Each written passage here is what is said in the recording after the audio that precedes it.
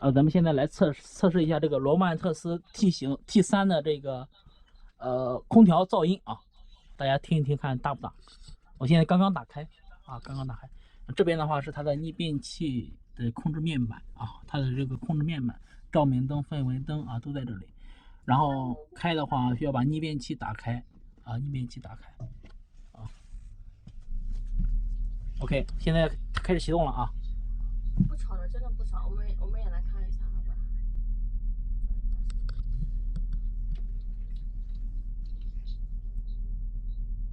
我觉得跟红嘟嘟差不多，稍微声轻一点。我的那个是真不行。你的那个，我一直信不过多美达，真的。我让他伤透了心。怎么样？声音怎么样？小，可以，能接受，行吧？能接受，在我的范围之内能接受。可以选择家用空调，如果觉得这个都接受不了的话，就选择家用空调，没有问题。现在是属于制热阶段吗？我知道你调的啥。怎么调那个冷热的？我看一下，看一下它这个遥控器怎么调这个冷热啊？等一下，我拍视频。啊。人家都认识英文，这是冷。哪一个？这个？就一直中间的那个。哦，我知道了。冷啊！现在是调到22度啊，22度。然后完了，制冷效果，看一下它的声音啊，以及它的一个制冷效果的一个情况啊。开始。现在看啊，看它的风速，是不是？感觉风速还可以啊，那制冷效果还是不错的。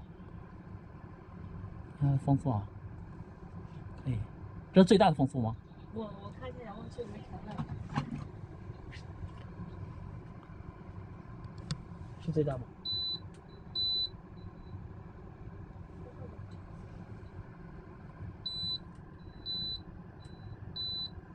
现在是那杆是最小的。那缸是最小的，这是最大的，我操！但是这个大的话，它的声音就是有点高了。那再等一下吧，刚启动。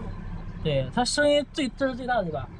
最大的声音的话，我感觉它的声音就是大了点了。我估计可能有一些比较喜欢文静、喜欢静静的女孩子，可能不太喜欢这种啊，不太喜欢啊。如果说可以的话，你可以定制成那个，就是不是家用空调，就是你把温度恒定之后，它可能就会好一点啊，是不是？